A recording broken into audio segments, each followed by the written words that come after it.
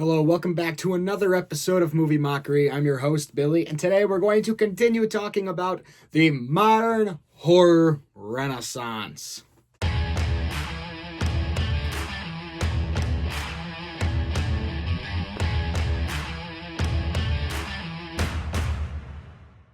All right, before I start talking about this topic, I actually wanted to address, yes, I posted a short film last week. It's been something that I've been working on for a little bit before I even started the channel. I know most of you have probably seen it. If not, all of you have probably seen it at this point. I hope you enjoyed it. If you haven't seen it yet, go check it out. We had a lot of fun doing it. Me and my co-star Tommy actually plan on doing a video soon on here talking about the movie, the behind the scenes, what went into things, why certain things were the way they were. Just so we can give you guys some behind the scenes info, tell you guys kind of what we went through when making the movie. So I really hope you enjoyed the movie. And if you haven't watched it yet, please go check it out. It is my passion project. So now, without further ado, let's get into the video where I talk about six-ish more movies that kind of craft up this modern horror renaissance. I technically cheated a little and gave it 7 movies, but you'll understand why. So the first movie I want to talk about today is actually a director returning from the first video, Jordan Peele. I want to talk about Nope. Nope was a very fun first watch with a fun little twist in there, but even without the twist, it's an amazingly crafted movie. Not just being a horror movie, but also kind of a fun Western movie. You could tell Jordan Peele almost had fun in that realm, getting to mess around with the Western setting. And it's very enjoyable to watch. All the scenes where they use the horses, very fun movie to watch. A fun alien movie, especially. This is, in my opinion, besides probably Alien, my favorite sci-fi horror movie. It's such a fun movie, and it plays so well into what you're expecting from an alien movie. But just kind of like it almost crafts its own way while still playing into the basic sci-fi horror movie. Another thing I want to mention that most people remember from this movie is every scene with the monkey. I don't remember the monkey's name right now. Here, I'll put it in the screen right here or right here. But every scene that's the flashback to kind of that outrage scene with that monkey. It's just an absolutely insane premise that you don't really realize how it connects until you look at the overarching message of the film. And each scene with the monkey is just terrifying imagery, but it's really fun. The cinematography for this movie is another just amazing thing I love about it. Every shot looks beautiful, well done, and the way they were able to craft nighttime shots by filming in the day is absolutely insane. So that's why I wanted to talk about Nope today. The next movie I want to talk about is another returning director from the last video, and that is Ari Aster. And no, it's not Midsommar. I know a lot of people love Midsommar. Actually, a lot of people prefer that over Hereditary, but I want to talk about what I think is an underrated gem. That is Beau is Afraid. I absolutely loved Beau is Afraid when I went to see it in the theater. When it initially came out, I saw the trailer at first. I was extremely excited, and it didn't seem like my theater was going to be playing it. I was pretty upset. And then I saw showtimes drop. So me and some of my friends went to watch the movie, and it was insane. It feels like an anxiety-induced acid trip. The entire movie, it is absolutely crazy. Joaquin Phoenix gives one of my favorite performances I've ever seen from him in this movie. He perfectly plays a man that has severe anxiety. And you're just almost witnessing the movie from his point of view, and it brings such an interesting narrative. Even when you get to the end of the movie, when he starts to have realizations about what's been going on in the world around him, it's still, you start to question how much of it was all in his head, being such an anxious guy. And it never gives you a clear answer in the movie, but to me, that's what really makes this movie. It makes it so fun, trying to figure out what's really been going on this whole time. And in my opinion, Ari Aster cooked with this movie, especially in the scenery department. Every time, it's about every hour, 40 minutes in the movie, he switches location. Joaquin Phoenix's character goes to a different location. So you're in a location in the movie for about 40, 50 minutes of the movie, and then you switch locations, and each location in the movie is absolutely stunning. Especially, there's one sequence in the film where it's almost as if you're watching a storybook unfold, and it's absolutely beautiful.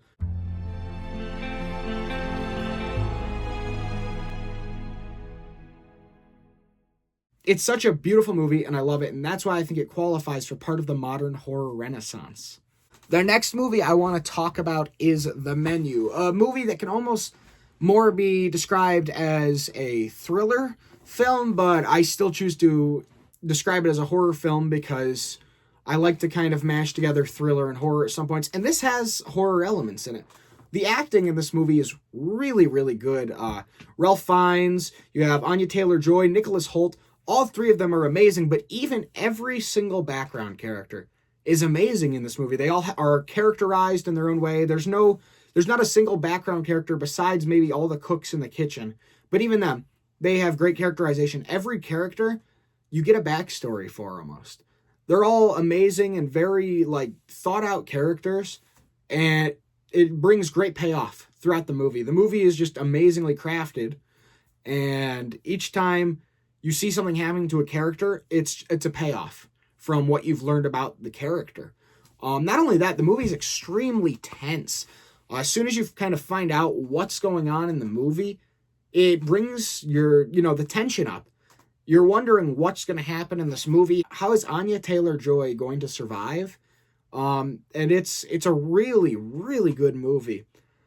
But it's also kind of a slow burn where you get into it and nothing really major happens until about an hour into the movie. You're just kind of watching these people taste test dishes. You're sort of getting hints that something weird is going on, but it is an extreme slow burn, which I don't complain about. I love slow burn movies, and this movie is a great example of a great slow burn film. So this next entry on my list is where I said I kind of cheated a bit and kind of crossed the line on my 6 movies. So I want to talk about Smile 1 and 2 as one entry, just because they're a franchise. So when I went into Smile 1, I had almost no expectations. It looked like your stereotypical, trash horror movie that you get in the theaters that gets, put onto streaming a couple weeks later. Just those stupid fun horror movies. And I was pleasantly surprised by how this movie went. Digging into topics like grief, it's such a great movie with just so much emotion behind it, so much thought put into everything. It's a very fun movie, too, though. While tackling these very, deep and dark topics, it's a very fun movie. I really want to point out, in the sequel, Naomi Scott as Sky Riley is one of the best roles in horror I've ever seen. She really gives that role her all. She winds up in the weirdest movies and gives every single role that she's in her all. Naomi Scott is just amazing in that movie. No, stay away from me. Stay away from me.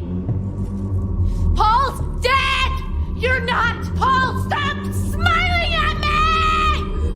Not to mention, too, the Smile movies also have amazing twists. If you're looking for horror movies with twists, Smile. I watched Smile 2, and without spoiling anything, for about the last 20 minutes of the movie, my jaw was just on the ground. And the movie's just amazing. And I will say Smile 2 is while I still really love Smile 1, Smile 2 is miles beyond Smile 1. It is such an amazing movie. And one of my favorite horror movies, actually, that we got in 2024, which in my opinion is one of the best years we've had for horror in a while. So continuing on my 2024 vibe, I want to finish off my list here with 2 more 2024 horror movies. So next I want to talk about my favorite horror movie from 2024, and that was Nosferatu. Now, Nosferatu is a remake by Robert Eggers of a classic German vampire film, and it's amazing. What he does with the original source material and turning it into a modern gothic horror film is just phenomenal. He does so well at bringing this world to life, and that also some of that credit goes to the amazing actors and actresses in this film. I know last video I highlighted Bill Skarsgård as his role for Pennywise, and that also fits right into here with his role as Count Orlok. He is amazing. I remember going into the movie, I knew he was going to be playing Count Orlok, and when he first showed up on screen, I was absolutely dumbfounded as how that could be the same person who played Pennywise. he just transformed himself into such a different role, and it was absolutely incredible. I also want to really highlight Lily Rose Depp in this movie, who was absolutely phenomenal. She was really good at playing that possessed and just kind of worn down person who's been dealing with all of this trauma, these possessions. She's really good at portraying that role. And obviously, Willem Dafoe in here as your like crazy mad scientist guy is awesome. He is so fun to watch in these sorts of roles. And just the whole cast in this movie made this movie such a delight to watch. But like I said, just the entirety of this movie, the vibe of it, the settings, the world, the characters, everything about this movie was just so fun and so intriguing to watch, and I recommend you give it a watch. And the last movie I want to talk about today is The Substance.